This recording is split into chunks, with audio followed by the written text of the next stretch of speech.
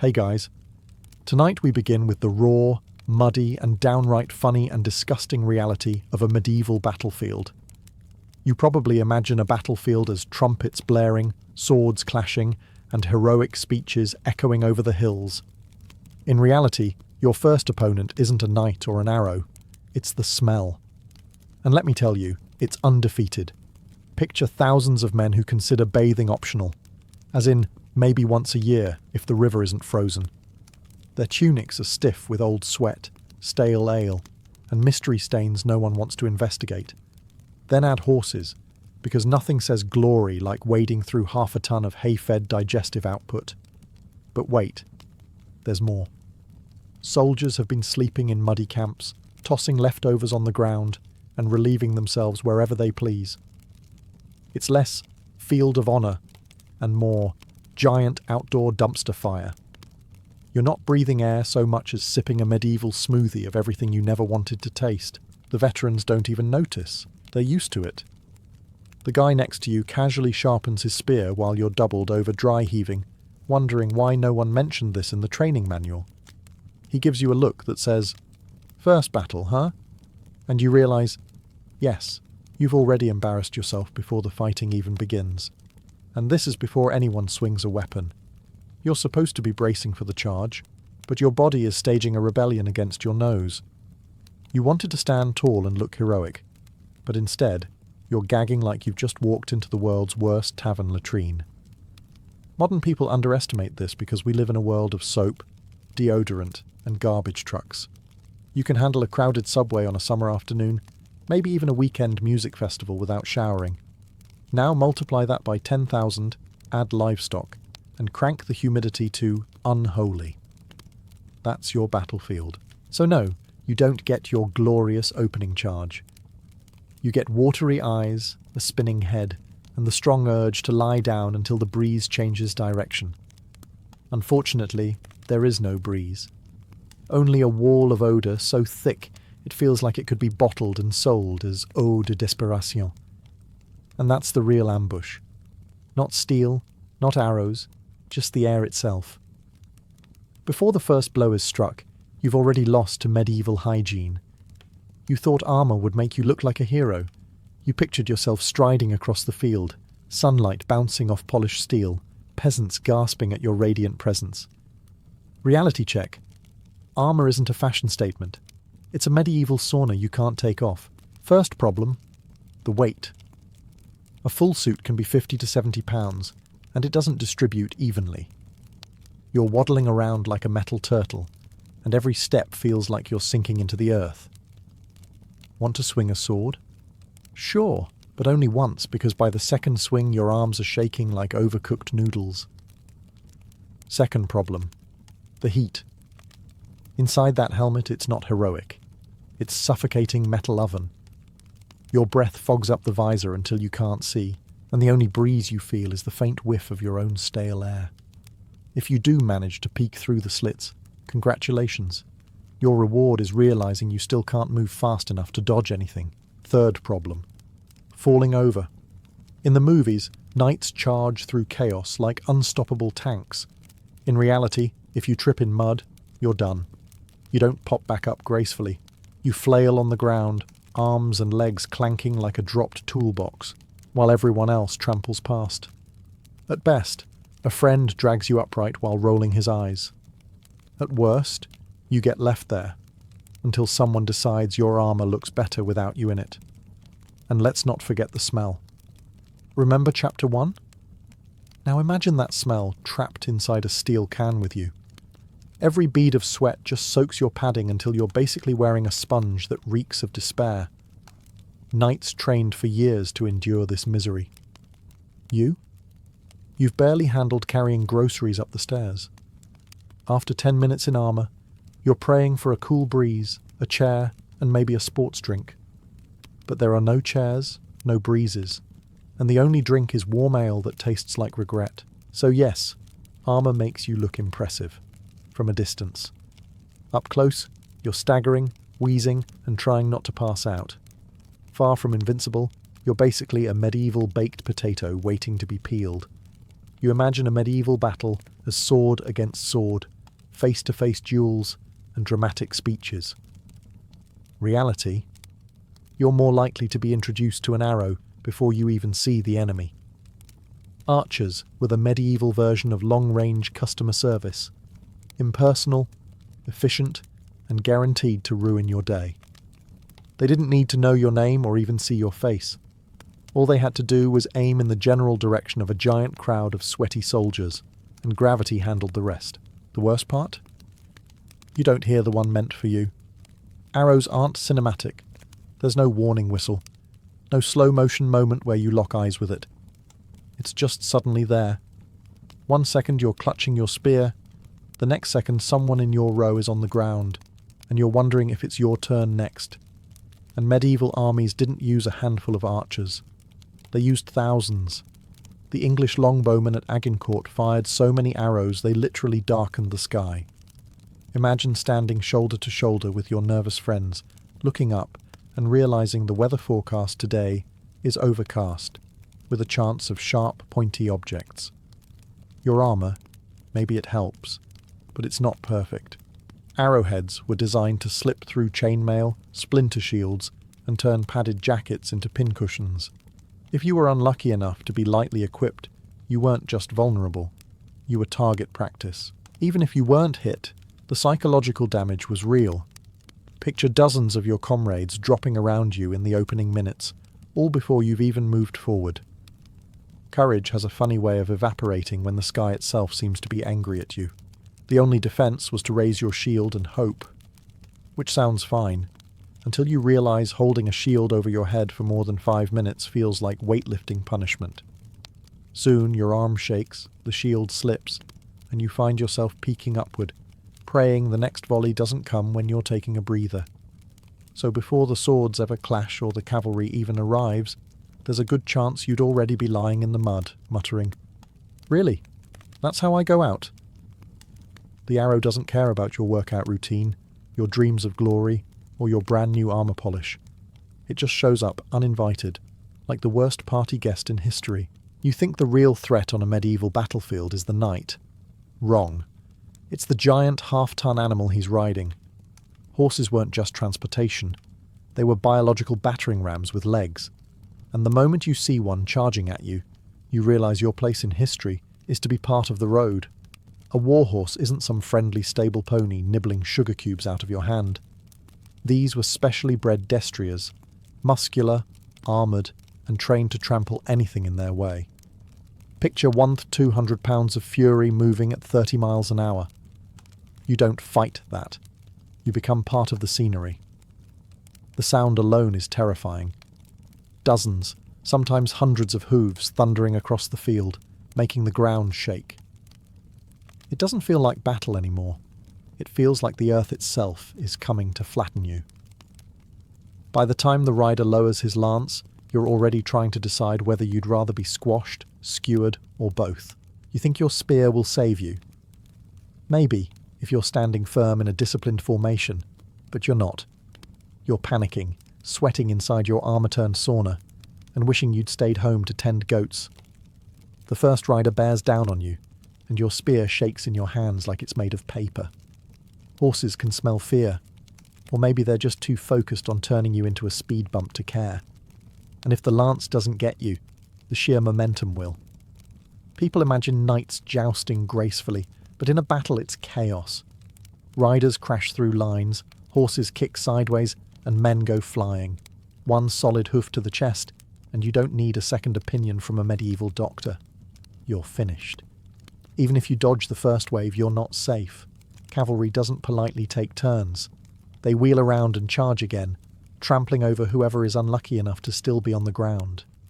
At that point, you're less a soldier and more a patch of muddy carpet. In the stories, cavalry charges are noble and awe-inspiring. In reality, they're just terrifying. The knight might be aiming for honour, the horse is aiming for maximum flattening. And between the two, your odds of lasting even a minute shrink faster than your courage. You probably think your worst enemy on the battlefield is the opposing army. But the real danger? The guy standing right behind you. Welcome to the wonderful world of friendly fire medieval edition. Forget modern precision weapons. Medieval warfare was up close, chaotic, and sweaty. When thousands of men pack into a tight formation, swinging sharp objects around with shaky hands, somebody's bound to get jabbed in the wrong direction. And spoiler, it's usually you. First, there's the spear problem. Spears are long, unwieldy, and hard to aim in a crowd. The guy behind you is trying to poke the enemy, but instead he's poking the back of your leg. Congratulations, you've just become a shish kebab, and the battle hasn't even started properly. Then there are the swords. Forget elegant duels. Picture exhausted men swinging blindly in every direction, hoping they hit something that isn't wearing their own colours.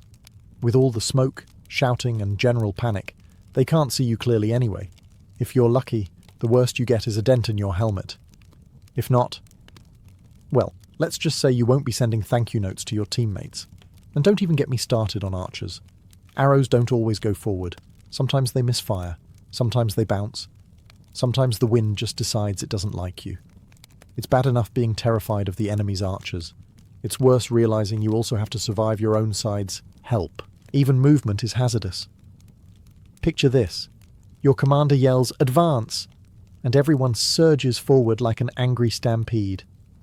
You stumble, fall, and before you can get up, 50 of your closest friends have already stepped on you.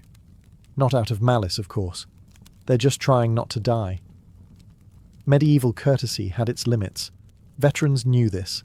That's why they stood at the edges of formations, where the only danger was the actual enemy. You, however, are stuck in the middle, surrounded by amateurs who still can't tell their left from their right. Every time someone swings, you flinch, because half the danger is in your own ranks.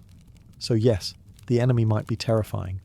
But sometimes survival means watching out for Steve from your own village, who's currently swinging his axe like he's chopping firewood, and doesn't realize your head is not a log.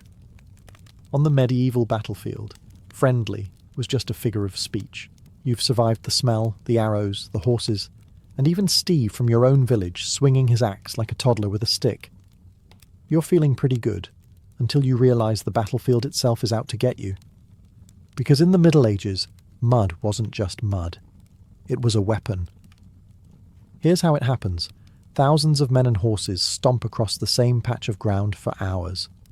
It doesn't matter if you started on dry grass. Within minutes, it's been churned into soup. The kind of sticky, sucking sludge that clings to your boots and laughs at your attempts to move. Every step feels like you're trying to walk through porridge. Now imagine you're weighed down with 50 pounds of armour. You take one wrong step, sink knee-deep, and suddenly you're stuck. You try to pull your foot out, but your boot decides it would rather stay behind. You wobble, you fall, and before you know it, you're lying face first in medieval quicksand. And here's the fun part. No one's stopping to help you. Not because they don't care, but because they can't. When people are panicking and charging in every direction, you're just another obstacle in the mud. Soldiers step on you, horses splash over you, and the whole time you're trying to breathe through a helmet that's slowly filling with sludge. So much for your glorious duel under the sun. Even if you do manage to stand back up, you're exhausted. Your legs feel like lead, your armour is clogged, and every step is slower than the last. Meanwhile, arrows and cavalry don't care that you're basically fighting while standing in wet cement. You've become the easiest target on the field. And it wasn't just you. Whole armies bogged down in swampy terrain. At battles like Agincourt, knights drowned in mud before they even reached the enemy. Imagine being one of the most feared warriors of your age, only to be defeated by a puddle. Not exactly the ending you want sung about in taverns. So when you picture yourself standing tall and brave on a battlefield, don't forget the ground beneath your feet. Because in the Middle Ages, the earth itself seemed determined to drag you down. Literally. In short, you don't need an enemy to beat you. A muddy patch of farmland will do the job just fine. You've managed to stay on your feet through mud, arrows, and the occasional hoofprint to the ribs. You're telling yourself, okay, maybe I can survive this. And that's when it happens. Someone near you panics. And just like yawns in a crowded room, panic is contagious. It starts small. One soldier glances over his shoulder and notices that half the formation looks less like a disciplined army and more like a group of villagers playing dress-up with sharp objects. He mutters something, takes a step back, and suddenly his neighbour thinks retreat has begun. Within seconds, 3 more men are running. A minute later, the entire line is falling apart like a poorly baked pie. You want to be brave, to stand your ground, but bravery isn't all that attractive when everyone around you is bolting for the hills. Because here's the thing about human instinct. When 50 people sprint in one direction, your brain doesn't think, hold steady. It thinks, run, idiot. And medieval commanders knew this.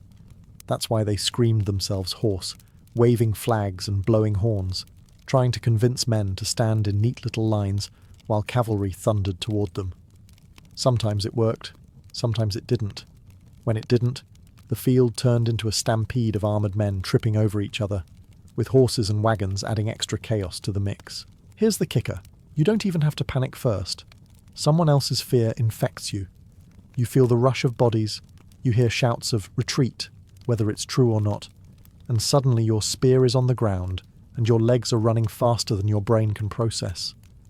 You'll tell yourself later that you were being strategic, but deep down you know you just joined the medieval equivalent of a Black Friday sale crowd, only with more sharp edges. And panic wasn't just embarrassing, it was dangerous. Soldiers crushed one another in the rush, wagons overturned, and men were trampled under their own comrades. You could survive arrows and lances, only to be flattened by your best friend because he couldn't handle the pressure. So yes, panic is contagious. On a battlefield, it spreads faster than the plague. And just like the plague, it rarely ends well for you. You always thought the battlefield would sound cinematic. Trumpets blaring, swords ringing, maybe a few manly grunts. Instead, what actually breaks you isn't the fighting, it's the noise. The first thing you notice is the shouting. Thousands of men, all yelling at once. War cries, commands, curses, and the occasional, "Where's my shoe?" It's not a heroic chorus, it's chaos with lungs. You can't tell if your commander is telling you to advance, hold, or go home and milk the cows. Then come the drums and horns, supposedly meant to organise the army. In practice, they just add to the confusion. You hear one horn blast, but so does the enemy, and suddenly you're wondering if you just charged when you were supposed to stand still. Layered on top of that are the sounds of impact. Steel on steel doesn't make a noble clang. It screeches, scrapes, and jars your teeth. Every strike rattles your skull through the helmet, leaving you dazed like you've been ringing a bell with your head all afternoon. And then there are the horses. Horses don't politely whinny in battle, they scream. A war horse shrieking at full gallop is not majestic. It's the sound of nature reminding you that you are very small and very crushable. Now add in the human element. People don't die quietly. They groan, wail, and cry out for their mothers in voices that cut through the rest of the noise. You weren't prepared for that, and suddenly your grand fantasy of being a hero feels more like standing in the middle of a very loud nightmare. The result? You can't think. You can't focus. You can't even hear yourself breathe inside your helmet. Your brain just shuts down under the sound. That clever plan you had about staying calm under pressure? Gone. Your body is swinging wildly just to keep up, hoping you're hitting the right people. So no, you're not broken by a sword to the chest or an arrow in the leg. You're broken by the sheer, overwhelming noise of thousands of terrified, angry, desperate humans packed together. It's not glorious. It's deafening. And when you finally stumble out of the chaos, if you survive at all, your ears will still be ringing, a medieval souvenir you didn't ask for. You probably pictured yourself charging into battle with a gleaming sword, slashing left and right like the star of a historical epic. Hate to break it to you, swords are the most overrated weapon on the field. In fact, if you brought one, you've already made your first mistake. First, swords were expensive. Unless you were a noble or had a very generous employer, chances are you didn't even own one. You'd be stuck with a spear, an axe, or maybe just a sharpened stick if your lord was really cutting corners. Which is bad news, because in your fantasy, You were definitely the guy with the cool blade, not the one poking nervously from 10 feet away. Second, swords weren't even that practical. Spears dominated battlefields because they kept the danger far away, as in, over there with the other guy, not in your personal space. You, on the other hand, with your shiny sword, have to get up close.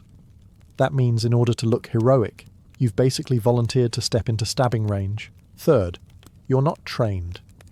Knights trained from childhood to fight with heavy blades, practicing drills every day until their arms were like tree trunks. You, however, have spent most of your life scrolling, driving, and maybe going to the gym 3 times a week if you're really motivated. When you try to swing, it's less valiant strike, and more, why does my shoulder hurt already? And don't forget, battles weren't neat duels. They were packed, sweaty mobs where swinging a long blade was more likely to slice your neighbour than your enemy.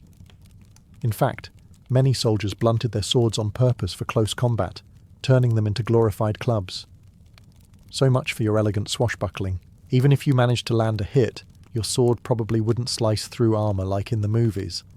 Chainmail, padded jackets and helmets were designed to resist blades. You'd swing with all your strength, and the other guy would just grunt, annoyed, before introducing you to his much more practical spear point. So yes, swords look great on movie posters and in museum displays, but on the battlefield, they're heavy, clumsy, and mostly symbolic. If you thought you'd be striding into glory with Excalibur in hand, think again. You're not King Arthur. You're just a tired guy holding a very expensive mistake. Congratulations, you've made it this far. You've dodged arrows, avoided being flattened by horses, and even survived Steve's accidental axe swing.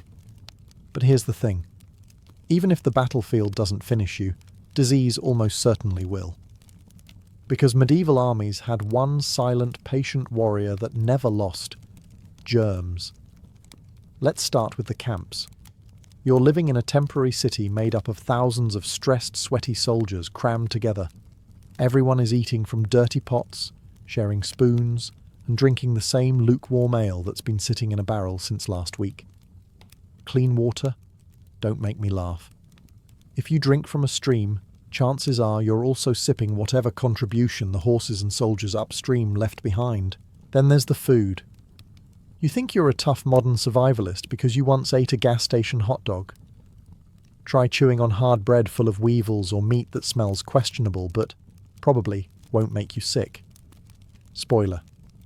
It does. And once it hits your stomach, you're out of the fight faster than any sword could manage. Infections? Oh, they're everywhere. Remember that tiny scratch you got on your hand while adjusting your armour. In a modern world, it's a band-aid situation. In the medieval world, it's an invitation for bacteria to throw a party. Within a week, your hand is swollen, you've got a fever, and the camp doctor is recommending either prayer or amputation. Sometimes both. And let's not forget the big names: dysentery, typhus, and plague. Dysentery alone could wipe out more soldiers than enemy swords ever did. It's hard to look heroic when you're spending most of the battle sprinting for the bushes. Typhus spreads like wildfire in crowded tents. And plague...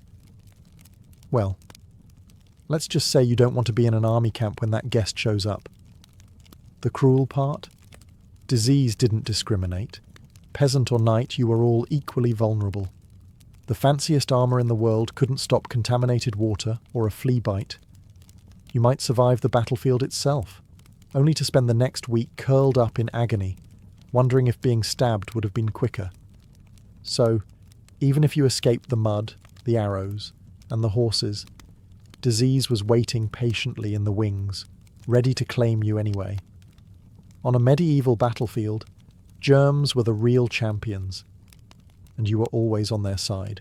You might have thought the danger on a battlefield came from weapons, but no. It's the weather that finishes you off. Welcome to the medieval climate experience. Half sauna, half freezer, all misery. Let's start with the heat. You're wrapped in layers of padding, chainmail, and metal. Basically medieval winter wear in July. Within minutes, you're sweating like you're in a sauna with no exit. Your helmet traps every ounce of warmth until your brain feels like it's being slow cooked. You can't wipe your forehead because your hands are busy trying to hold your spear, so the sweat just pours into your eyes. Vision, gone. Dignity, gone. You tell yourself you'll push through, but then dizziness sets in. Heat exhaustion isn't glamorous. You're not collapsing dramatically after a noble duel. You're slumping like an overheated tourist at Disney World, except instead of a water bottle, you get a bucket of tepid ale that somehow makes things worse. And then, once the sun sets, the battlefield switches personalities. The heat disappears, and now you're shivering in damp clothes. You're lying on the ground, no tents, no sleeping bags, just grass that feels suspiciously like a sponge. That sweaty armor padding that baked you during the day, now it's an ice-cold sponge wrapped around your chest. There's no campfire luxury either. If you're lucky, maybe you huddle with a few equally miserable soldiers and share body heat. If you're unlucky, you're alone, teeth chattering loud enough to alert the enemy. The night is long, dark, and full of regrets. Mainly the regret that you didn't stay home and claim bad ankle when recruitment day came around. The worst part? This cycle repeats. Every day it's the same. Roasting during the battle, freezing during the night. Your body can't keep up. You're drained, dehydrated, and one strong gust of wind away from crying. Medieval warfare wasn't just about clashing armies. It was also about surviving the world's most punishing outdoor camping trip, only without marshmallows or s'mores to make it tolerable. So while the movies show heroic knights fighting tirelessly under banners, the truth is, half the army was either fainting in the sun or shivering in the dark. And you? You'd be doing both. You might assume that medieval soldiers marched into battle well-fed, ready to swing swords and shout slogans. Wrong. On the battlefield, food wasn't fuel. It was a punishment. Let's begin with the bread, if you can call it that. Hard as a rock, baked weeks ago, and crawling with little weevil roommates who are paying no rent. You don't eat the bread. You gnaw it, like a frustrated beaver, until your jaw aches. If you're lucky, you soften it in ale. If you're unlucky, you break a tooth and now have a dental emergency in the worst place on earth. Next up, meat. You dream of roast chicken, maybe a nice stew. Instead, you get salted pork that's been packed so long it smells like despair. Fresh meat exists, but only if you're quick enough to grab it before it spoils in the sun, or before the noblemen eat it all. For you, it's usually rancid scraps that test your stomach's loyalty. And let's just say stomachs are not loyal. Vegetables? Don't make me laugh. The closest you'll get to greens is the grass you collapse on when your digestion betrays you. Fruit, if it appears, is already fermenting. Congratulations, you've discovered the medieval version of kombucha, except instead of boosting your health, it sends you sprinting for the bushes. And water. Oh, precious water. Clean water is a fairy tale. Streams are shared with horses, laundry, and soldiers relieving themselves upstream. So your choice is drink dirty water and gamble with disease, or stick with ale. Sounds good, right? Wrong. Ale isn't refreshing. It's warm, weak, and tastes suspiciously like someone tried to brew regret in a bucket. The result? You're constantly exhausted, dehydrated, and one bad meal away from being sidelined permanently. Instead of feeling strong and ready for battle, you're lightheaded, weak, and wondering if maybe the enemy camp has better catering. Spoiler, they don't. Meanwhile, your commander is eating fresh bread, roasted meat, and actual wine under a silk tent. You, on the other hand, are licking crumbs off your gauntlet and trying to convince yourself that hunger builds character. It doesn't. It just builds misery. So forget visions of feasts before battle. Your rations are barely rations. They're a cruel reminder that even if the enemy doesn't take you out, indigestion probably will. You've somehow dodged arrows, outlasted mud, and even resisted the weevil-infested bread. For one glorious moment you think you're going to make it. Then the enemy surrounds you, your weapon is knocked from your hand, and you realise you're not going to die dramatically in the mud after all. You're about to be captured, which is somehow worse. If you're a noble, there's a slim chance things go okay. You might be held for ransom, which means your wealthy family coughs up enough gold to buy you back. You'll spend a few months as an unwilling guest, probably eating better food than your men ever had, before being sent home with a slightly bruised ego. Not great, but survivable. But you're not a noble, are you? You're just you. And that means no ransom, no comfy prison tent, no friendly negotiations. For the average foot soldier, capture was basically the medieval version of you lost the game and now the DLC is suffering. Best case scenario, you're enslaved. That's right. Congratulations, you now belong to someone else. Hope you enjoy a lifetime of farm labour in a country that doesn't even speak your language. Worst case scenario, the enemy finds you inconvenient. Feeding prisoners costs money after all. And armies didn't like spending money on anything except more pointy objects. Even if you're not executed outright, the humiliation alone is crushing. Stripped of your armour, shoved in with a group of equally miserable men, you realise you're not a proud warrior. You're cargo. And every soldier who walks past reminds you with a smirk. Then there's the psychological torture. You have no idea if you'll ever see home again. Maybe you'll be traded, maybe you'll rot in a makeshift cell. Maybe tomorrow someone decides they're bored and you're the entertainment. Medieval law didn't exactly include a prisoner's rights handbook. At least death on the battlefield was quick if messy. Capture? That's slow, drawn out, and filled with uncertainty. Every day is another reminder that you were important enough to survive, but not important enough to matter. So yes, you thought surrender was the safe option. Instead, you just signed up for the medieval loyalty program, where the reward for survival is misery, drudgery, and maybe, if you're lucky, an escape story no one believes. You've made it farther than anyone expected. The arrows missed, the horses trampled someone else, and you even managed to survive Steve's accidental spear poke. For a brief, shining moment, you imagine this might all end with a ballad sung about you in a tavern. Then reality sets in. Your glorious end is going to be anything but glorious. First, let's talk about surrender.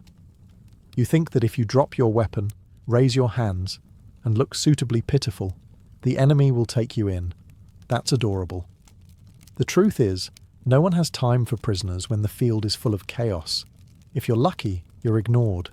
If you're unlucky, you're dealt with by someone who doesn't feel like babysitting. Medieval mercy was inconsistent, at best. Okay, so maybe you're imagining a heroic duel. The noble knight facing a worthy opponent, blades clashing until one falls. That's cute too. On real battlefields, no one wastes time on honourable showdowns. Your end is more likely a messy pile-up, with 3 different weapons hitting you from 3 different directions. The chroniclers never write about that part, or maybe you're thinking, at least my commander will notice me. Sorry, he won't. He's already galloping away to safety, leaving you to become a cautionary tale about why you shouldn't have trusted the banners. The truth is, nobody cares about your personal bravery. Armies don't remember individuals, they remember numbers, and you're just one of them. The best case, glorious ending? Someone might strip you of your armour and tell a story later about how they bested a soldier of the enemy. Congratulations, you've been downgraded from person to anecdote. Worst case, you're buried in a mass pit, nameless and forgotten, while chroniclers write poems about how noble the lords were. And let's be honest, even if you did die in a technically impressive way, no one back home will ever hear the details. Your mother will get the short version, he fought bravely, which really translates to, we don't know what happened, probably mud. So much for the glorious end. Instead of being remembered as a legend, you're remembered as that guy who didn't come back. The real glory goes to the storytellers, not the ones lying in the field. So here you are, you've sweated, stumbled, dodged arrows, eaten questionable bread, and stared down war horses. You've survived panic, mud, and even Steve's clumsy friendly fire. You've made it to the end. Surely all this suffering will count for something. Surely your name will echo through history. Not quite. In the Middle Ages, unless you were a noble, a commander, or someone who married into a very complicated family tree, your legacy boiled down to nothing. Chroniclers didn't waste ink on common soldiers. They wrote about kings, dukes, and the occasional dramatic noble who tripped over his own lance. You, the anonymous foot soldier, simply became part of the body count. At best, you're the army lost 3,000 men. Congrats, you're one of the 3,000. And let's say you did something impressive. Maybe you held the line for a few extra minutes, or you actually managed to knock a knight off his horse. Does that get you remembered? Nope. The glory gets credited to your lord, who was probably sitting on a hill strategizing while you did the actual work. Back home, your family might remember you for a while, but even then, it's not as a hero. It's as the one who didn't come back, which is less epic and more depressing. Villagers will nod solemnly for a few weeks before moving on with their lives, because survival doesn't stop to honour the fallen. Meanwhile, songs and poems about the battle focus entirely on the nobility. The peasants who fought, bled, and froze in the mud, they're stage props. Nobody sings about you, nobody carves your name on a monument. Your armour gets looted, your body goes into a pit, and history forgets you existed. And if you think your spirit will live on in tales told at taverns, think again. The only stories people love are about outlaws, kings, or saints who did something flashy. You're just some guy who went off to war. That's the ultimate medieval battlefield truth. It didn't matter how brave you were, how long you lasted, or how miserable your final moments were. Your legacy was silence. You dreamed of glory. History gave you anonymity. For a medieval peasant, the garden wasn't just a patch of green outside the hut. It was the thin line between hunger and survival. Unlike the ornamental courtyards of nobles or the vast estates managed by monasteries, the peasant's garden was a scrappy, stubborn little piece of earth carved out of necessity. Every square foot mattered. Every seed had a purpose. There was no room for luxury here, only life, sustenance, and the hope of making it through the seasons. It was often the women of the household who carried the secrets of this little Eden. From mother to daughter, from grandmother to granddaughter, knowledge flowed like an invisible inheritance. Which herbs eased stomach cramps, which roots could fight fever, and which bitter leaves might save a sick cow. These were not written in books, for books belonged to the clergy. Instead, this wisdom lived in memory, in calloused hands, and in quiet rituals repeated with the turn of the moon. The peasant garden was a miracle of efficiency. In one cramped corner you'd find onions huddled near carrots, an early form of companion planting. The sharp scent of the onion kept away pests that would have chewed through the carrots. A row of beans might climb their way up wooden sticks, while peas shared the soil beneath, enriching it with nutrients that would keep it fertile for the next round of planting. Nothing was planted at random. Every pairing had a logic that today we'd call organic farming, but for them it was simply survival strategy. Even the waste of the household found its way back into the earth. Animal dung, kitchen scraps, and rotting straw were gathered into smelly piles, slowly turning into the compost that breathed new life into tired soil. It was dirty, hard work, but it meant the difference between a harvest and an empty table. And above all, the garden was timed by the heavens. Peasants didn't have clocks, but they had the phases of the moon. Seeds might be sown during a waxing moon, when the growing light promised strong shoots, or harvested when the moon waned, believed to bring better storage. These rhythms bound the peasants to cycles far larger than themselves, aligning their survival with the turning sky. For these families, the garden was not just food. It was medicine, security, and tradition. A lifeline dug into the soil, feeding not just the body, but the resilience of a people who had no other safety net. If the medieval garden was the family's lifeline, then the women were its guardians. While men were often away in the fields, tending sheep or sweating under the Lord's plough, it was women who bent over the small family plot, sleeves rolled up, hands deep in the soil, They knew when to plant, when to harvest, and when to cut herbs at dawn while the dew still clung to their leaves, said to give them greater strength. Much of this knowledge was practical. What healed wounds, what calmed coughs, what kept fleas off a baby's cradle, but it was also wrapped in ritual and tradition. Some women whispered charms while planting seeds, not because they expected magic to sprout, but because such words made them feel aligned with the earth and heavens. Others swore that basil only thrived if planted with a smile, or that rue cut on a Friday warded off evil spirits. To an outsider it might have looked like superstition, but to the peasant it was simply the wisdom of ancestors layered with centuries of trial and error. The garden was also a place of experimentation. Women tried out combinations, moving crops around each year to see which patch of soil responded best. They noticed that leeks grew sturdier when placed where beans had been the year before, or that cabbage attracted fewer worms when ringed with sage. These were not accidents. They were observations turned into strategies, a slow science carried out without notebooks or laboratories. Children, too, were part of this cycle of knowledge. Little hands fetched water, plucked weeds, or chased chickens away from the herbs. While helping, they absorbed lessons without even realizing it. Which root to pull for a fever, which leaf to chew to dull hunger pains, and which plants could kill if mistaken for food. By the time a girl reached adulthood, she carried a library of knowledge in her memory, one that might never be written, but would save her family countless times over. This expertise gave women a quiet but undeniable power. In a society where peasants had little control over taxes, laws, or even their own fates, the garden was one domain where women reigned supreme. Their judgment could decide whether the household would endure a hard winter or crumble under sickness and scarcity. And so, while history books often overlooked them, these peasant women were the hidden pharmacists, farmers, and guardians of medieval survival. One of the cleverest tricks medieval peasants used, though they wouldn't have called it agriculture science, was the practice we now call companion planting. To a peasant, this wasn't theory.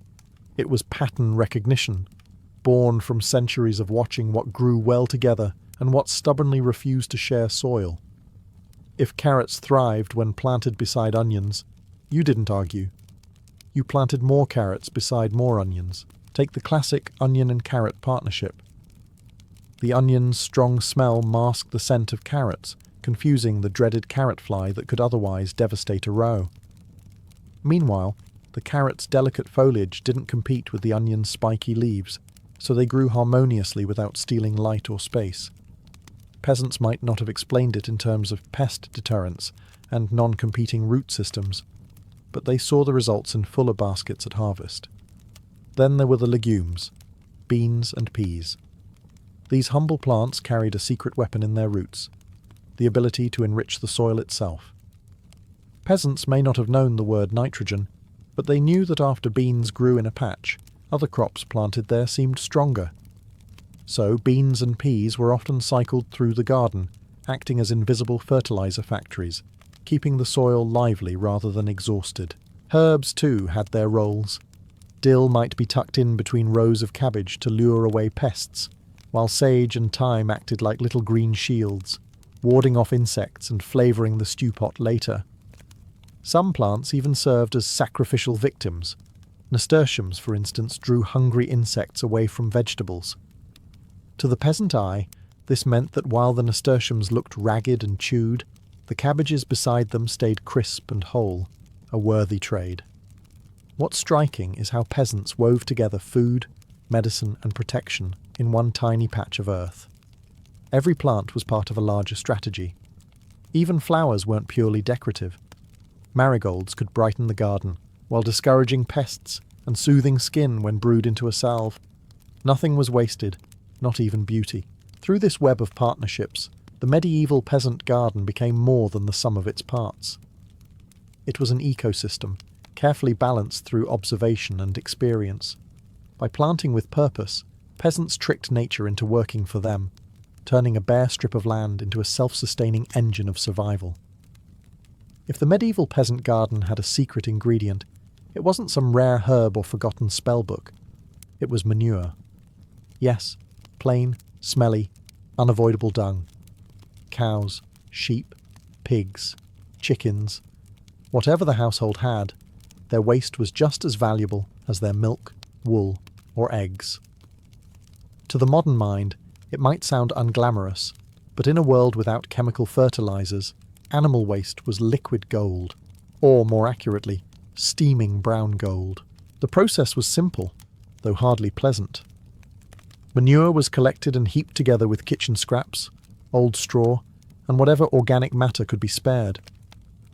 Over time, this unsightly mountain transformed. Heat built up inside the pile, worms wriggled through it, and slowly, rot worked its alchemy. Weeks or months later, what had once been a revolting heap became rich, crumbly compost, dark earth that smelled less like dung and more like life. Peasants noticed the difference immediately. Where compost was spread, the soil stayed looser, crops grew taller, and harvests looked far more promising. Without it, the land turned stubborn, hard, and less generous year after year. Composting, though not given a fancy name, was a cornerstone of survival. There was even a rhythm to its use. Manure from different animals had different reputations. Cow dung was prized for being steady and reliable, pig manure for being potent, and sometimes too strong if not aged properly, while chicken droppings were considered the fiery stuff, almost too hot to spread fresh without burning the plants. Every peasant learned this through trial, error, and probably a few tragic carrot patches sacrificed along the way. The recycling didn't stop there. Nothing organic was wasted. Potato peels, cabbage stalks, even the bones from a stew might be tossed into the compost heap, broken down over time into nutrients. It was a cycle that kept the garden alive. Animals fed the family, their waste fed the soil fed the plants, and the plants fed both animals and people again. In a strange way, the compost heap was the medieval peasant's version of modern recycling.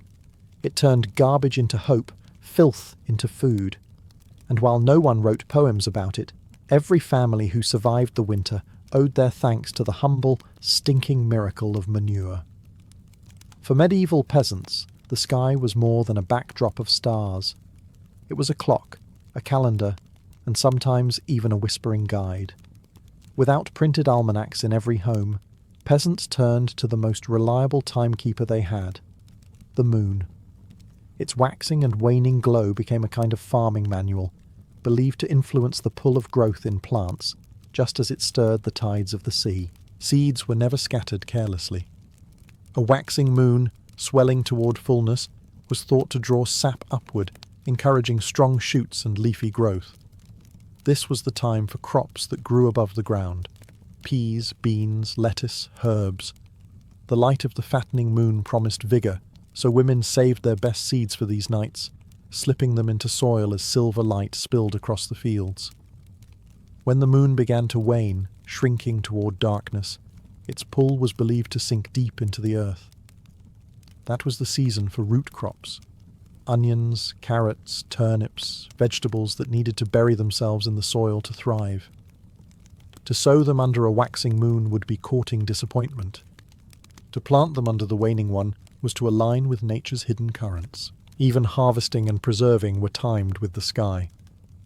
Herbs meant for medicine were best gathered at dawn with dew still on their leaves, preferably under a waxing moon when their strength was thought to be fullest. Grain for storage was ideally cut when the moon waned, its pull said to keep rot and pests at bay. These practices weren't idle superstition. For a family with no surplus, even small improvements meant survival. Of course, not every peasant gazed up at the stars philosophically. Some grumbled about the timing, muttering that the moon's pull didn't matter nearly as much as the weather or the Lord's tax collector. Yet, over generations, enough successes aligned with lunar planting that the tradition endured. To ignore it felt reckless, almost like insulting a power far greater than oneself. Thus, each garden was not only rooted in soil, but also tethered to the sky. Medieval peasants might have been bound to the land, but their gaze remained upward, measuring their fortunes by the glowing arc of the moon.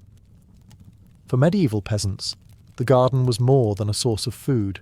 It was the family pharmacy. When illness struck, there was no rushing to a doctor. Physicians were rare, costly, and often reserved for lords, monasteries, or wealthy townsfolk. For everyone else, healing came in the form of leaves, roots, and flowers carefully tended just outside the door. Every peasant woman carried a mental list of cures. Chamomile soothed aching stomachs and restless sleep. Yarrow, with its feathery leaves, was prized for staunching wounds and helping fevers break. Garlic wasn't just for flavouring broth. It was crushed and eaten as a ward against coughs and infection. If a child had worms, wormwood lived up to its name. If a man had aches from the fields, comfrey could be mashed into a poultice to ease the swelling. The line between food and medicine was often blurred. Parsley brightened a dish, but also helped digestion. Cabbage leaves could be eaten in stews or pressed against a sore joint. Even the humblest onion was seen as a cure-all, eaten raw for colds, boiled for coughs, and applied to wounds as a crude antiseptic. To the medieval mind, nature had stocked the garden with answers for nearly every ailment, if one only knew where to look. Of course, some cures were as much ritual as remedy. Herbs were gathered at dawn, sometimes with a whispered prayer, for it was believed the morning dew carried strength.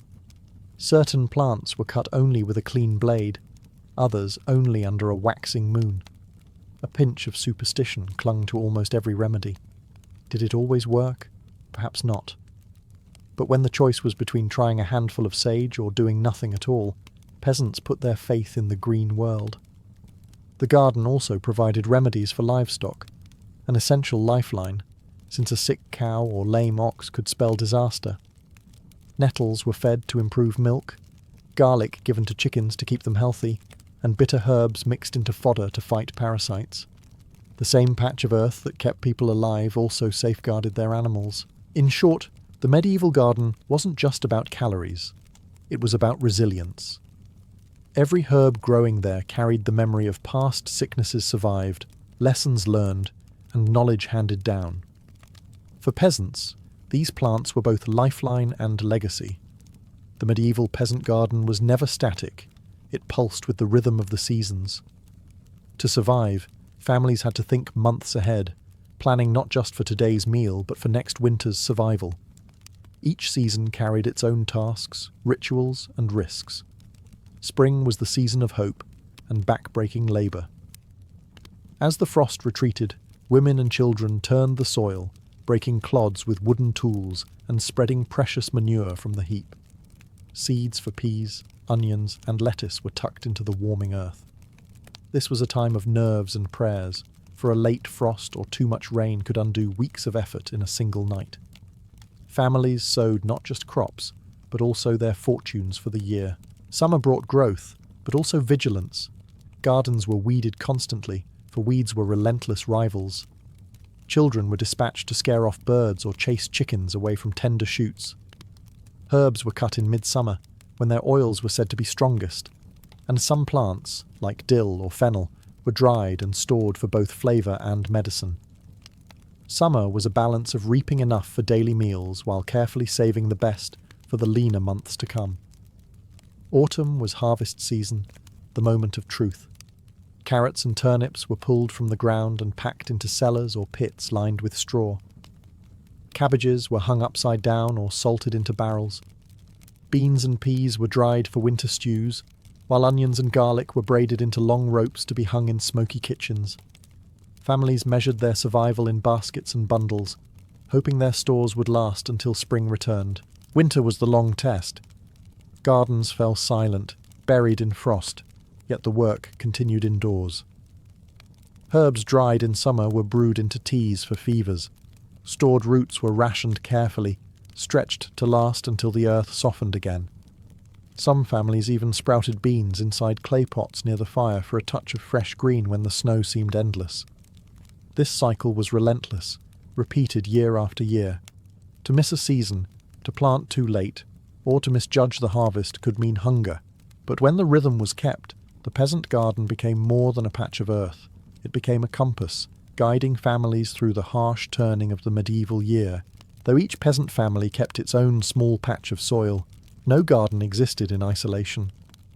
Villages were woven together by necessity, and the sharing of seeds, cuttings, and hard-earned advice was as much a part of survival as the planting itself. One household might guard a particularly hardy strain of bean, while another kept a lineage of onions that stored longer through the winter. Over time, these exchanges created a living library of plants, passed hand to hand like heirlooms. Women were often the centre of this quiet commerce. When neighbours gathered at the well or churchyard, gossip might be laced with gardening secrets.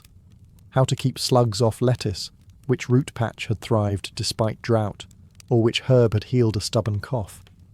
Knowledge wasn't hoarded, it was traded, woven into the fabric of community life. The loss of a crop in one household could sometimes be offset by generosity from another, for all knew that next year the roles might be reversed. Gardens also tied peasants to the larger web of tradition. Feasts and festivals often began in the soil. Garlic and leeks flavoured stews shared at midsummer gatherings. Herbs like sage and thyme seasoned communal bread. Even small celebrations, like a wedding or christening, drew upon the fruits of many gardens, stitched together in a shared meal that bound neighbours as tightly as kinship did. Yet community could also spark quiet competition. Who had the earliest peas? Who managed to store cabbages without rot? Who brewed the strongest nettle beer or the most soothing chamomile tea? Pride slipped between rows of beans just as surely as weeds did. And a well-kept garden was a mark of diligence, even status, among peasants who had little else to boast about. Still, in hard years, when blight, pests, or weather threatened the harvest, gardens became lifelines not just for families, but for entire villages.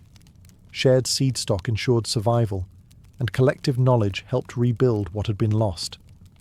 These little plots of soil were not merely private endeavours, they were threads in a larger tapestry of survival. In the end, the medieval peasant's garden wasn't only a source of food and medicine.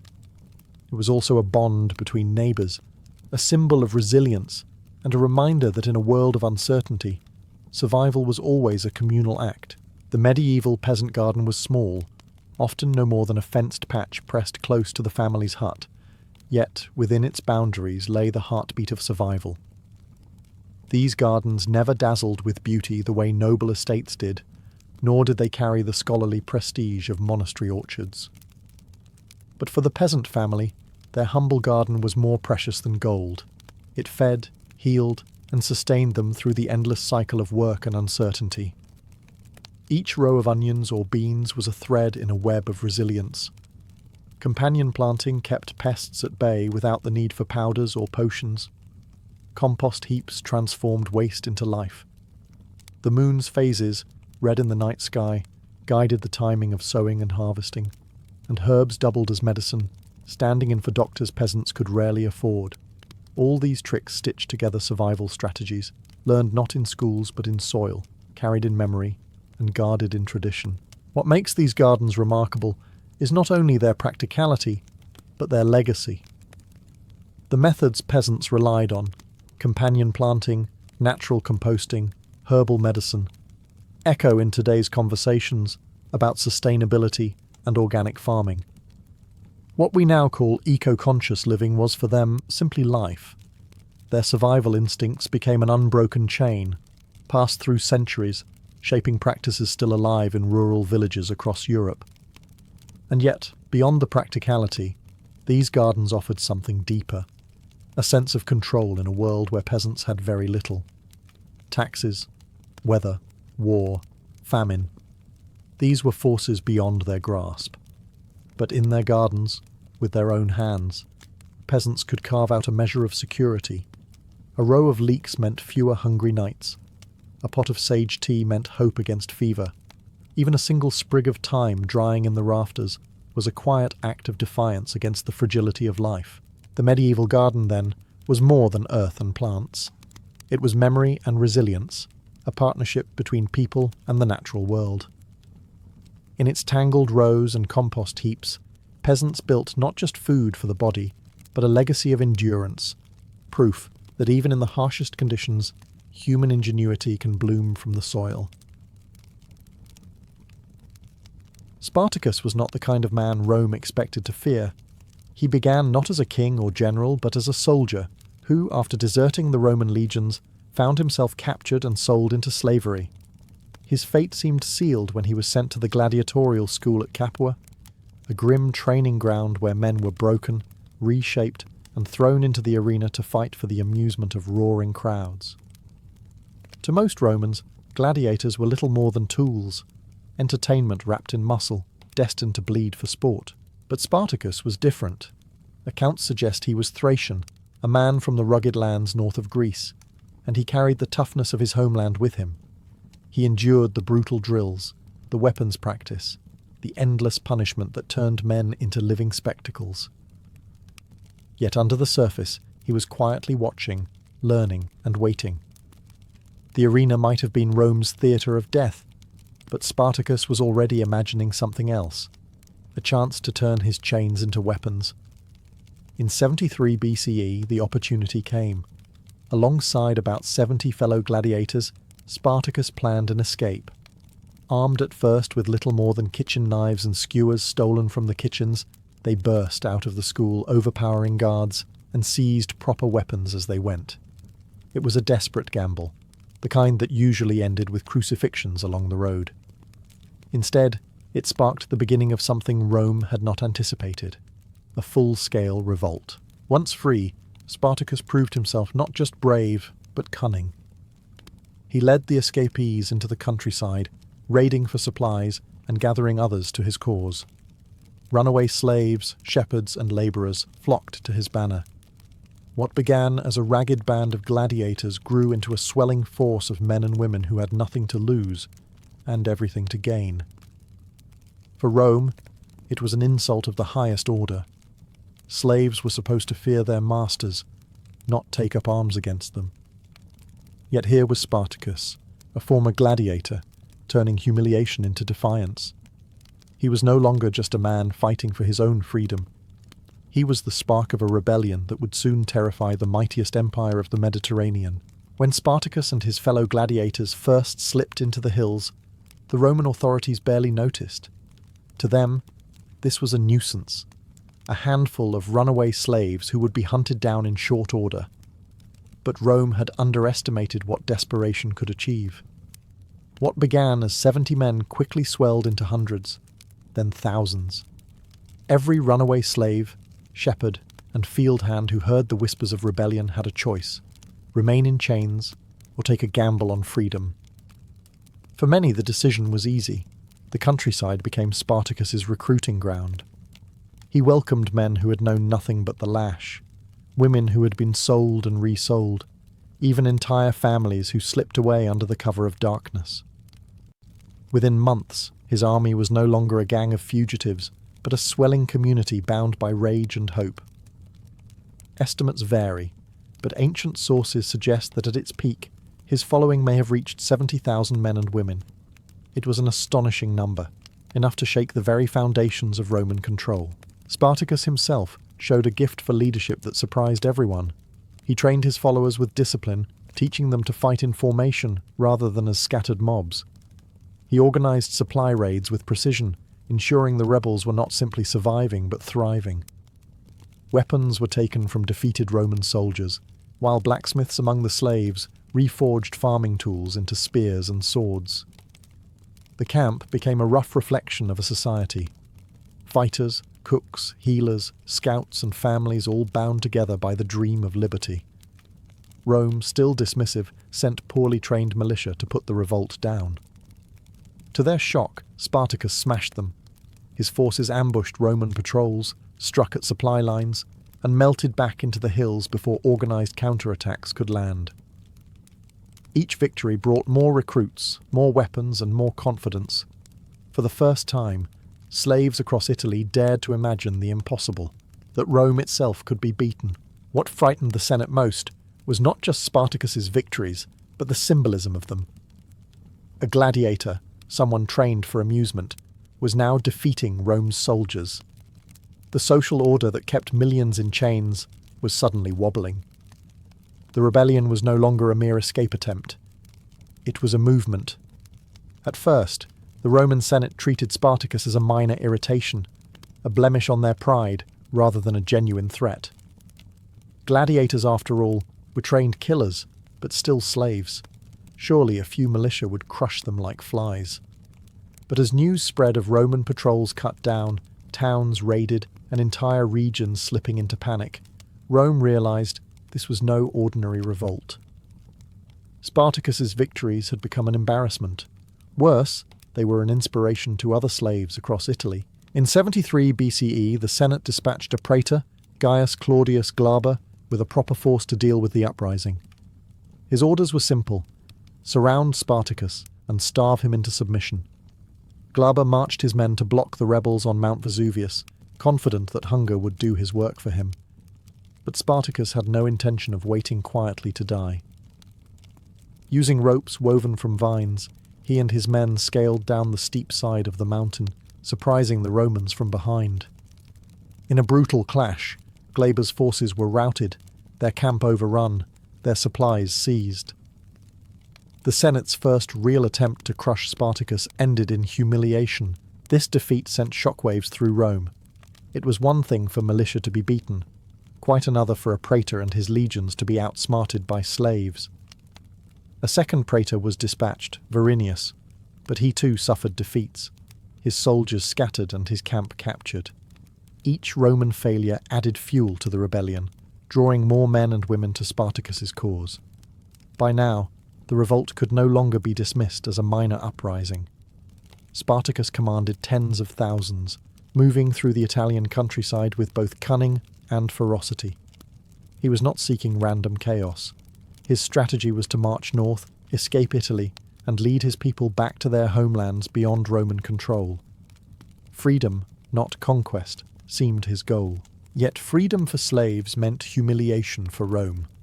To allow Spartacus to succeed would undermine the very foundation of Roman society, built on the labour of millions in bondage.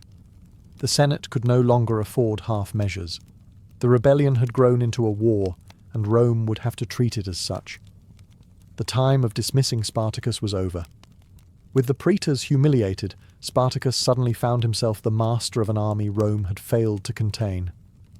What had started as 70 men armed with kitchen knives was now a swelling host, tens of thousands strong, hardened by desperation and inspired by victory. These were not polished legions, but men and women who had escaped chains and tasted triumph. That taste was intoxicating.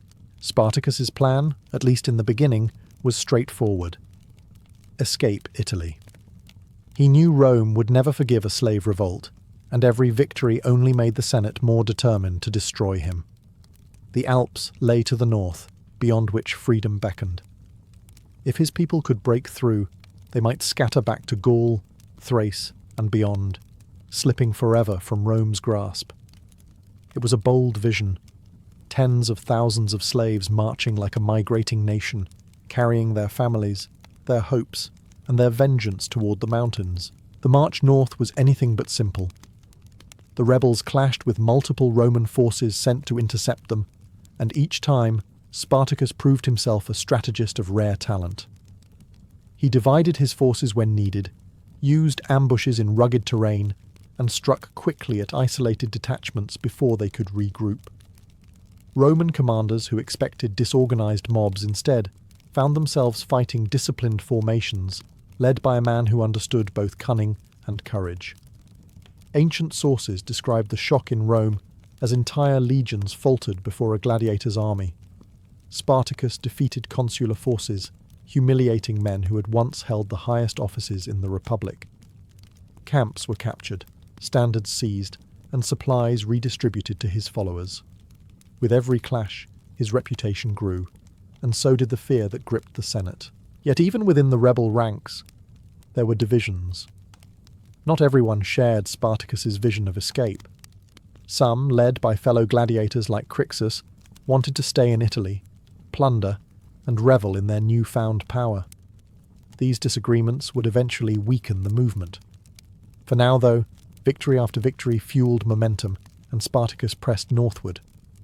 By 72 BCE, he had reached the edge of Italy, the towering Alps in sight. Freedom was within reach, but fate, and perhaps the lure of vengeance, would soon turn him back toward the heart of the empire he sought to escape. By 72 BCE, Spartacus stood on the edge of triumph. The Alps loomed ahead, cold and unyielding, but beyond them lay freedom. For the first time, it seemed possible that tens of thousands of former slaves might slip through Rome's grasp, scattering to their homelands and vanishing beyond the reach of Roman law. Yet in that crucial moment, the rebellion faltered, not from Roman steel, but from the choices within Spartacus's own camp. Spartacus wanted to press forward, to climb the mountains and lead his people away from Italy forever. But his army was not made of Thracians alone. Among them were Gauls, Germans, shepherds, farmers, and countless men who had known nothing but bondage in Roman soil. Some argued that Rome itself, with its fat estates and sprawling cities, should be plundered. Others, like the gladiator Crixus, saw no reason to flee when they could enjoy power where they stood. To men who had lived under the lash, the thought of turning their backs on vengeance seemed unbearable. Crixus and his followers eventually broke away, choosing to stay in Italy and raid the countryside. Spartacus continued north with the larger force, but the split was a dangerous omen. When Roman legions caught Crixus and his men, they were slaughtered, tens of thousands cut down in a single confrontation. Rome celebrated, but Spartacus did not. Sources claim he forced captured Romans to fight in mock gladiatorial games, sacrificing them in honor of his fallen comrades. A grim reminder that this was no ordinary war, but one born of slavery and rage. Then came Spartacus's fateful turn. Instead of pushing through the Alps to freedom, he led his army back south, deeper into Italy. The reasons remain debated. Some say his followers refused to leave, demanding vengeance and plunder. Others suggest Spartacus himself saw an opportunity to strike at Rome directly, perhaps even dreaming of toppling the Republic. Whatever his motive, the march south marked a turning point. The chance for escape slipped away, and with it, the best hope for lasting freedom. The rebellion was no longer simply a flight from slavery. It was becoming a struggle for dominance within Italy itself, a war Rome could not ignore, and one that Spartacus could not easily win. By 72 BCE, Rome had suffered humiliation after humiliation at the hands of Spartacus. Praetors had failed, consuls had been beaten, and legions had been routed by a force that, in the Senate's eyes, should never have existed. Rome needed a solution, and it found one in Marcus Licinius Crassus, one of the wealthiest men in the Republic. Crassus was ambitious, ruthless, and eager to turn a slave war into a stepping stone for his political career. Unlike earlier commanders, Crassus treated the rebellion as a true war. He raised 6 new legions in addition to the remnants of those already bloodied in battle, giving him perhaps 40,000 men. But numbers alone would not guarantee victory. Crassus knew that Rome's recent failures were due in part to poor discipline. His solution was as brutal as it was effective. He revived the ancient punishment of decimation. When one of his legions broke in the face of Spartacus's forces, Crassus ordered every 10th man executed by his comrades. It was a savage punishment designed to strike terror into the hearts of soldiers, and it worked. Fear of Spartacus was replaced by fear of their own commander. Crassus had reforged the Roman legions into a machine of discipline and obedience, ready to grind down the rebellion. Meanwhile, Spartacus and his army continued to move south, plundering estates and defeating detachments. But cracks were showing. Supplies grew harder to secure, factions within the camp argued, and the dream of unity was fraying.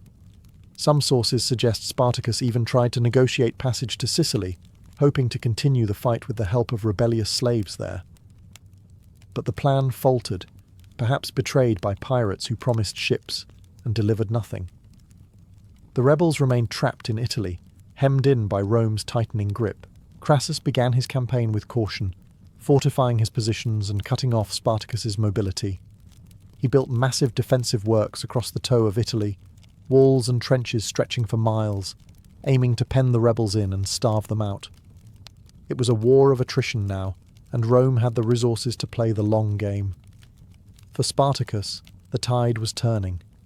He was still a brilliant leader, still capable of victories, but for the first time, Rome had an opponent as relentless as himself. The final act of the rebellion was about to begin. Crassus was no fool. Unlike the praetors and consuls who had underestimated Spartacus, he knew brute force alone would not be enough. His massive fortifications in southern Italy were designed to suffocate the rebellion. Trenches, walls, and ditches stretched across the land, hemming the rebels into the tip of the peninsula. It was a bold strategy: starve Spartacus's army until desperation forced surrender. But Spartacus was not a man who accepted cages lightly. Faced with dwindling supplies and growing restlessness among his tens of thousands, he devised a daring escape. According to ancient sources, the rebels filled Crassus's trenches with earth, brush, and even the bodies of captured animals, creating passages through which they could break free. Under cover of night, they surged across the barriers, clashing with Roman guards and forcing their way out. It was a brutal gamble, but it worked. The rebellion, bloodied but unbroken, slipped from Crassus's trap. Once free, Spartacus sought to reignite momentum.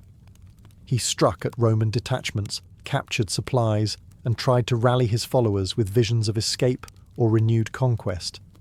Yet the strain was showing. Not all his men remained loyal. Desertions chipped away at his numbers, and the constant hunger for food and weapons gnawed at morale. The grand dream of freedom across the Alps was a fading memory. Now, every battle was a fight for survival. Crassus pursued relentlessly, determined to restore Roman honour. He offered no mercy and took no risks, driving Spartacus into increasingly desperate positions. Still, the gladiator's cunning had not deserted him. In several engagements, his forces inflicted heavy casualties, proving that even cornered Spartacus remained a commander to be feared. But time was against him. The Senate, nervous that Crassus alone might gain the glory of victory, recalled Pompey the Great from Spain to aid in crushing the rebellion. Pompey's legions were marching south, promising to close the jaws of the trap once and for all. Spartacus knew the noose was tightening. If he was to find freedom, or at least dignity, he would have to make a final decisive stand. The stage was set for the last clash, a battle that would decide not just Spartacus's fate, but the message Rome would send to every slave who ever dreamed of freedom. In 71 BCE, Spartacus faced the end of the road. Trapped between Crassus's disciplined legions in the south and Pompey's army marching from the north, he had little room left to maneuver. The Alps were long behind him, Sicily was unreachable, and his once massive army had dwindled, worn down by battle, hunger, and desertion. Yet, Spartacus refused to vanish quietly. If Rome demanded blood, he would give them a river of it before he fell. According to Plutarch, before the final battle, Spartacus killed his own horse, declaring that if he won, he would have his pick of Roman mounts, and if he lost, he would have no need of one. It was a gesture that spoke of defiance, but also of grim acceptance. This was not a march to freedom anymore. It was a march to destiny. The battlefield was brutal. Spartacus hurled his men against Crassus's legions, determined to break through and strike at the heart of Roman power one last time. For hours, the rebels fought with a desperation that shocked even hardened soldiers. Armed with weapons scavenged from years of victories, they crashed against Rome's shields in wave after wave. The ground became a chaos of dust, iron, and cries. Spartacus himself fought at the front, not directing from safety, but carving a path with his sword. Ancient accounts describe him cutting down 2 centurions and fighting his way toward Crassus himself, as if determined to end the war in single combat. He was wounded, yet he fought on, surrounded by his comrades. Eventually, pressed on all sides, Spartacus fell, not crawling, not begging, but standing, sword still in hand. His body was never recovered, swallowed in the carnage of his final stand. The rebellion ended that day. Tens of thousands of slaves lay dead, and the survivors, those unlucky enough to be captured, were shown no mercy. Crassus ordered 6,000 of them crucified along the Appian Way, lining the road from Capua to Rome with bodies as a warning. Travellers would pass those crosses for years, a grim reminder of what awaited anyone who dared defy the Republic. Spartacus's dream of freedom died with him, but his legend had only just begun. The rebellion of Spartacus ended in blood, but its memory refused to die. For Rome, the revolt was both a humiliation and a lesson. The Republic had survived, but only after expending vast resources and suffering repeated defeats at the hands of men it considered beneath contempt. Spartacus had shaken the confidence of the Senate, reminding Rome that the foundation of its power, millions of slaves, could also become its greatest weakness. Official Roman histories portrayed him as a dangerous criminal, a man who threatened the social order. Yet even hostile sources could not hide a grudging respect. Plutarch described Spartacus as intelligent, courageous, and a leader of remarkable ability. For a Thracian gladiator, he achieved what few generals could, defeating consuls, routing legions, and keeping an army alive for nearly 2 years against the might of the Republic. His failure was inevitable, but his defiance was unforgettable. The crucifixions along the Appian Way were meant to silence rebellion forever, but the sight of 6,000 broken bodies may also have fueled the legend. Those who passed along that road saw not just punishment, but a warning of how close Rome had come to disaster. The rebellion haunted the Republic, making elites wary of any hint of unrest among the enslaved masses. In some ways, Spartacus had already achieved what he wanted. He made Rome afraid. Centuries later, his name would be reimagined, transformed from rebel to symbol. To revolutionaries, he became a hero of freedom, a man who dared to rise against impossible odds. To storytellers, his tale became one of courage, sacrifice, and the dream of breaking chains. Even today, Spartacus is remembered less as a defeated slave and more as a defiant figure who challenged an empire. His rebellion did not end slavery, nor did it topple Rome. Yet it carved a place in history far larger than its outcome. Spartacus embodied the universal struggle for freedom, the willingness to fight, even in the face of certain death, rather than accept a life of bondage. In that sense, his legacy endures. Rome crushed his body, but it could not erase the idea he carried, that even the lowest could rise against the mighty, and for a fleeting moment, make the empire tremble. A symposium did not begin with wine, it began with arrival. To be invited was already a mark of status. Only men of the elite were welcome, along with the occasional philosopher or guest whose cleverness outweighed his birth. The setting was the andron, the men's chamber of a wealthy household. It was a space built for display as much as for comfort, its floors often decorated with intricate mosaics, its walls painted with mythological scenes. This was not a place for farming talk or petty concerns. It was a stage where politics, poetry, and philosophy would unfold over the course of a long, intoxicating night. Guests arrived at dusk, greeted by servants who carried water basins for hand-washing and jars of scented oil to dab on skin and hair. To recline at a symposium was not simply to sit, it was to present oneself. Cloaks were arranged just so, sandals polished, hair oiled and combed. Appearance mattered, for here one would not only drink, but also compete in conversation, wit, and reputation. Inside the andron, couches lined the walls, angled towards small tables set with cups, bowls, and garlands of flowers. Slaves bustled quietly, preparing wine bowls and laying out the first offerings to the gods. Before anything else, a libation was poured, wine spilled in honour of Dionysus, the god of revelry, and often to Zeus or other deities, as if to remind the guests that even excess required divine approval. Once reclined, each man had his place, with the host typically directing the order of the evening. The layout was intimate yet calculated. No one could hide, and each guest was expected to contribute. The symposium was not a feast of food.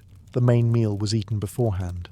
Instead, it was a feast of words, ideas, and indulgence. Food, if present, was light. Fruits, nuts, honey cakes. What mattered was the wine, the music, and the company. To step into the andron was to cross a threshold. Outside were the duties of war, politics, and family. Inside was a world suspended, half sacred, half decadent, where the rules of ordinary life bent under the influence of conversation, laughter, and the slow rhythm of diluted wine. It was a night of masks without masks, where truth might surface in jest, and jest might alter truth. The heart of any symposium was wine, but never straight from the jar.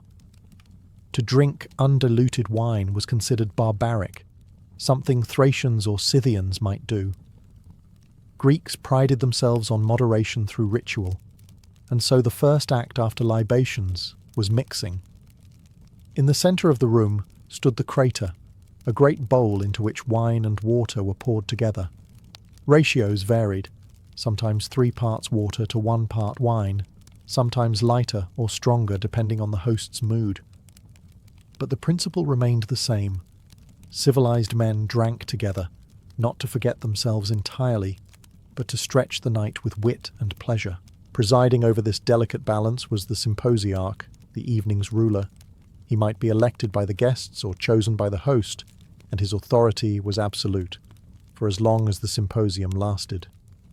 The symposiarch decided how strong the wine would be mixed, how quickly it would flow, and when cups would be refilled.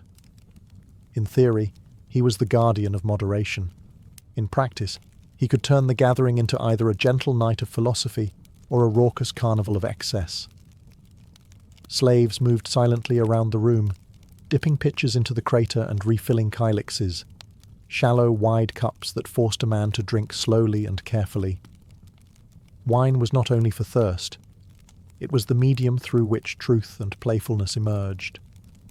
In wine truth, said the Greeks, believing that a loosened tongue revealed the inner soul. Yet it was a careful balance. Too much, and conversation collapsed into chaos. Too little, and the spirit of the symposium never stirred. To keep the night alive, wine was often accompanied by games of endurance and skill. Guests might be challenged to drain a cup in a single gulp, or hold steady while tossing dregs in the game of kotobos. All of this unfolded under the watch of the symposiarch, who was as much conductor as dictator.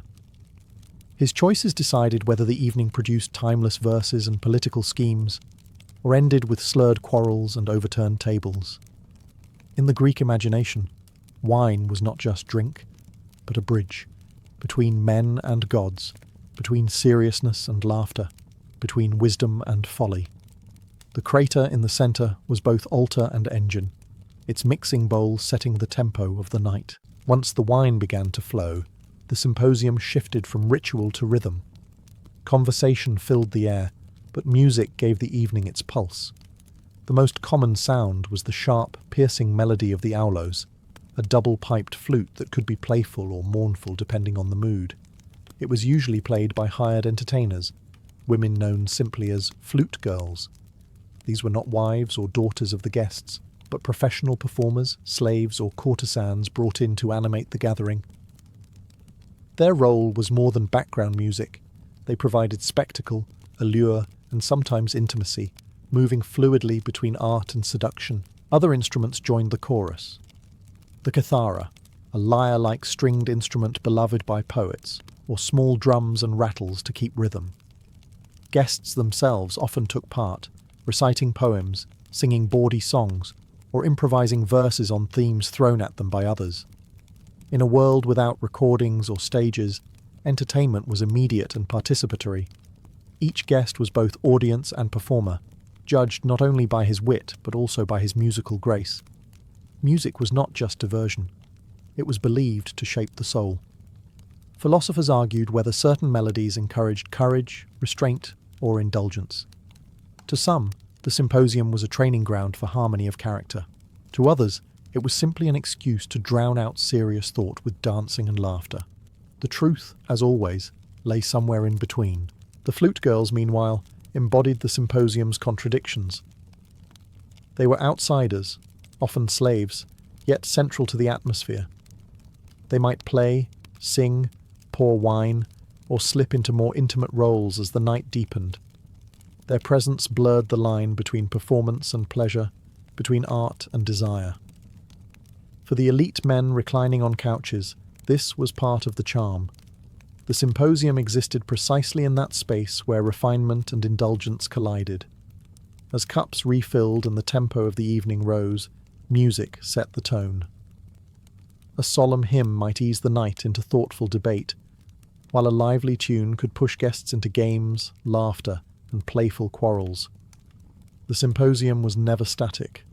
Like the wine in the crater, it was mixed, part sacred, part profane, part wisdom, part excess, and the music ensured that balance never stopped shifting. If music and wine set the rhythm of a symposium, conversation provided its soul. Reclining on couches with cups in hand, guests turned the gathering into a theatre of words. Here, politics could be whispered, poetry recited, and philosophy argued with the same intensity as a duel in the arena. The symposium was not simply a drinking party. It was also a place where ideas were sharpened and reputations made. The topics could range from the profound to the absurd. One guest might recite lines from Homer, sparking a debate about the nature of heroism. Another might propose a riddle or challenge others to compose verses on the spot. Political men used the setting to test arguments, float alliances, or whisper criticisms of rivals under the cover of intoxicated laughter. Philosophers, especially in Athens, turned the symposium into a classroom where wisdom was pursued not through formal lectures, but through playful, probing dialogue. Plato's Symposium immortalized this aspect of the tradition. In it, Socrates and his companions, drinking deep into the night, discussed the nature of love. For them, wine loosened the tongue, but also stripped away pretense, revealing truths that might have remained hidden in sober daylight. To speak at a symposium was to gamble.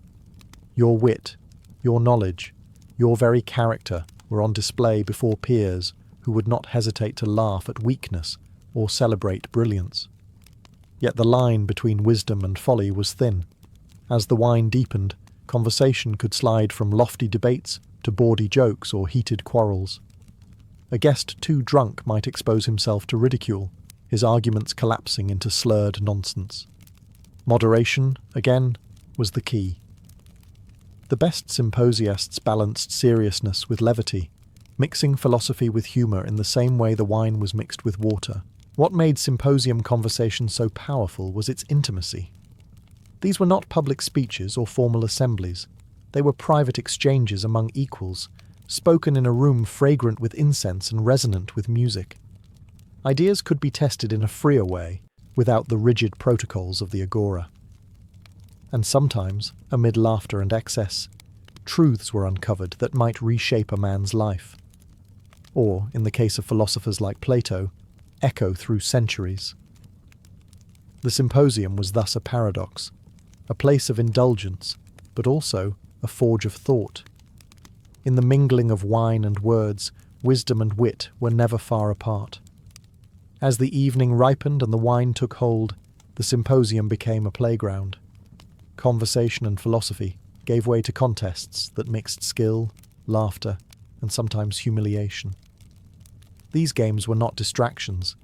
They were central to the event, a way to test wit, agility, and charm in a setting where reputations were always at stake.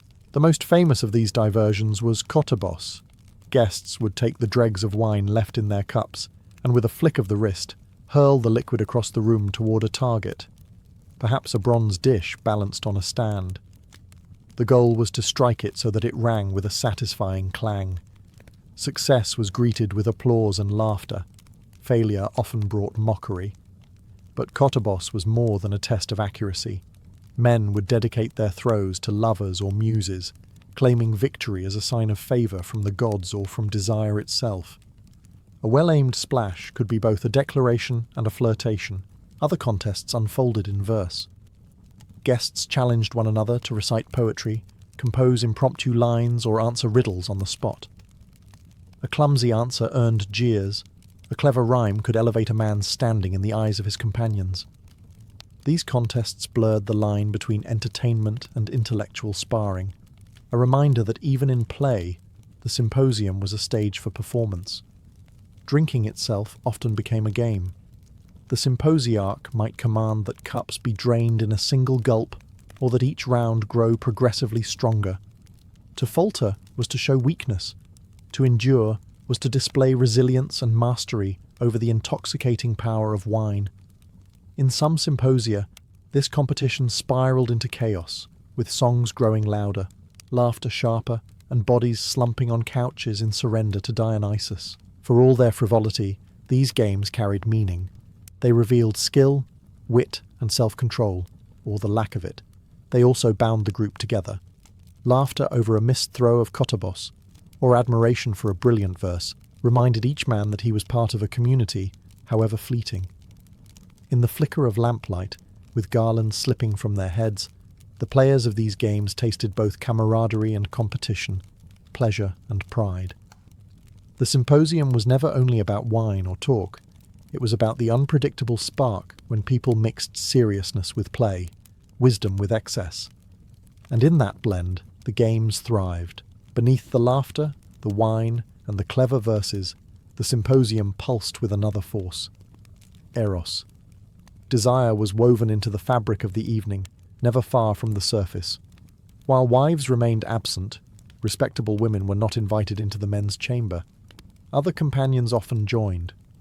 Courtesans, flute girls, and sometimes even young male beloveds moved among the couches, blurring the line between performance and intimacy. For the Greeks, Eros was not simply lust, but a complex bond of attraction, mentorship, and power. A man might dedicate a song, a throw of Kottabos, or even a witty line of poetry to the object of his affection.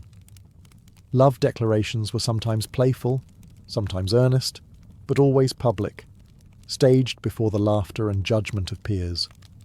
In this sense, the symposium acted as both theatre and proving ground for relationships. Hired companions, such as the renowned hetairai, educated courtesans, brought more than beauty. Unlike flute girls who provided fleeting entertainment, hetairai could converse on philosophy, recite poetry, and charm with intellect as well as allure. Their presence lent the evening sophistication, though it also hinted at decadence. These women could shape conversation, flatter egos, and at times wield subtle influence over powerful men. But Eros was not confined to courtesans. The symposium also reflected the Greek tradition of pederasty, where elite men pursued relationships with younger male companions. These bonds, controversial to us today, were seen as vehicles for mentorship, political networking, and expressions of status. Within the walls of the andron, such dynamics could be openly displayed, courted through gifts, songs, or even contests of loyalty and wit. As the night deepened and wine grew stronger, boundaries loosened. Playful banter might slip into caresses, and public games of wit might end in private encounters. The symposium thrived on this tension between restraint and release, wisdom and indulgence. The god Dionysus, patron of wine, presided over both clarity and frenzy, and the men reclining under his influence often felt they were walking a fine line between the two. In this charged atmosphere, Eros was not an intrusion, but an essential ingredient. It bound music, conversation, and excess into a single current of desire. For the Greeks, to explore love, whether sacred, carnal, or philosophical, was to embrace the full complexity of human life. And nowhere did that play out more vividly than in the symposium.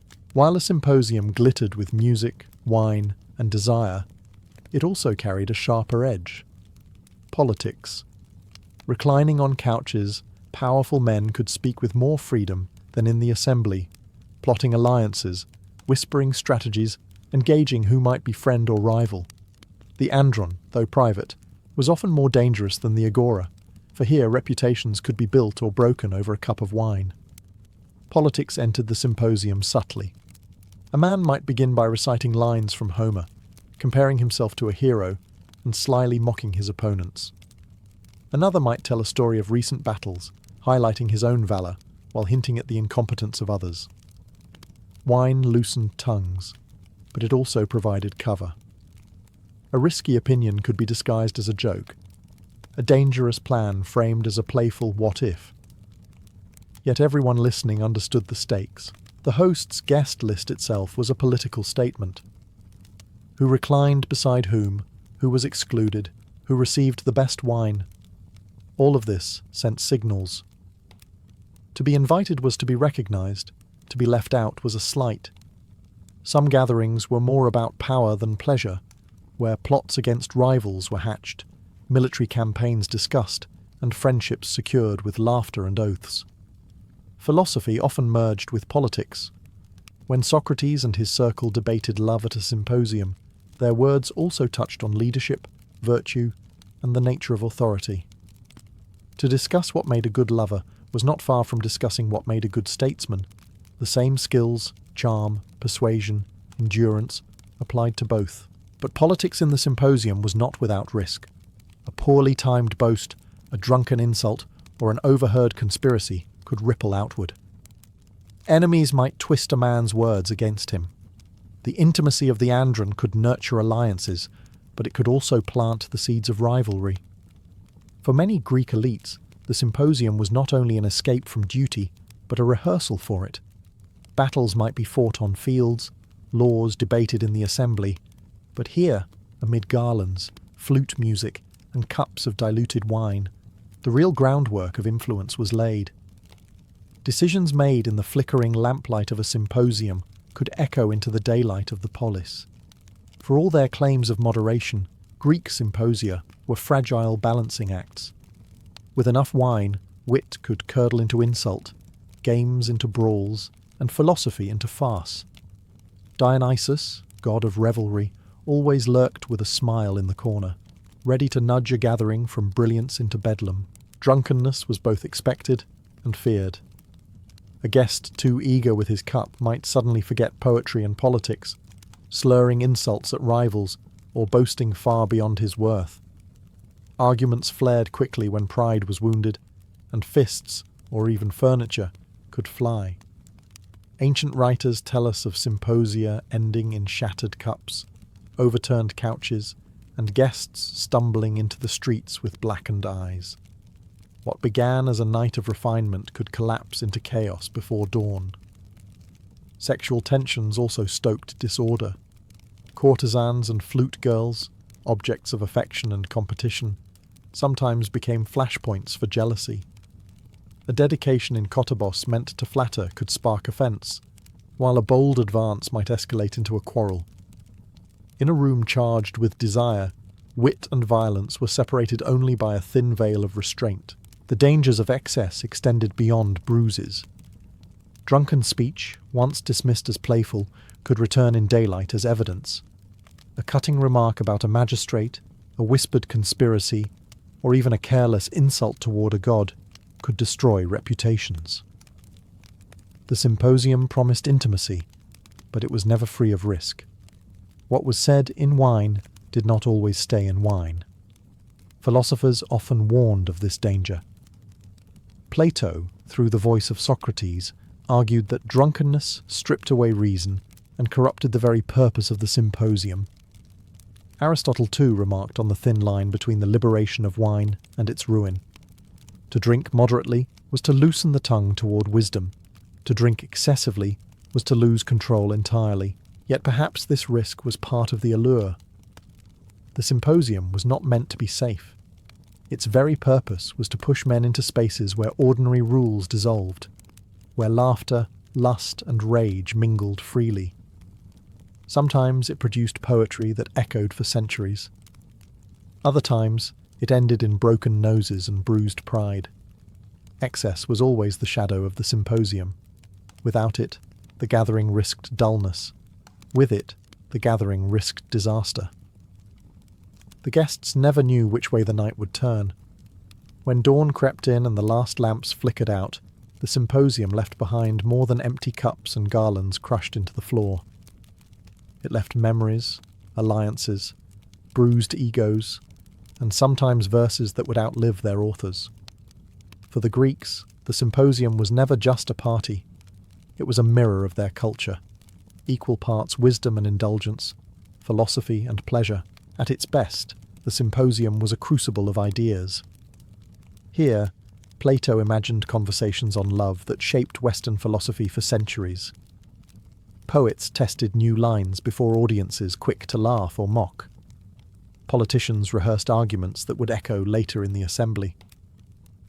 The intimacy of the andron made it a workshop for thought, where the barriers of public life could briefly fall away. At its wildest, the Symposium was a theatre of excess.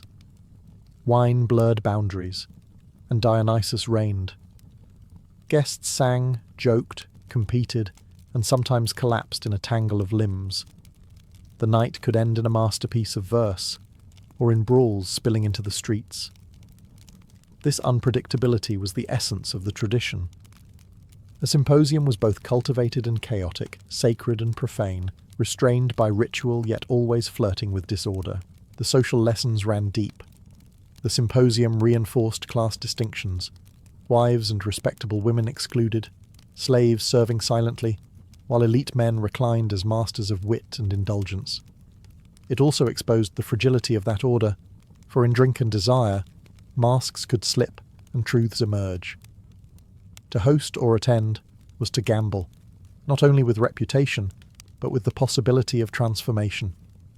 Though centuries have passed, the allure of the symposium endures. Scholars study its role in shaping philosophy, literature, and politics. Artists depict its reclining figures, cups in hand, in frescoes and vases. And the very idea of mixing conversation, music, and wine lingers in our own social gatherings, though perhaps with less poetry and more noise. In the end, the Greek symposium was a paradox, like the culture that created it. Disciplined yet indulgent, serious yet playful, intellectual yet sensual. Reclining on couches beneath the gaze of Dionysus, the Greeks explored not only pleasure, but also the boundaries of truth, desire, and community. And that mixture of wine and wisdom remains one of their most lasting legacies.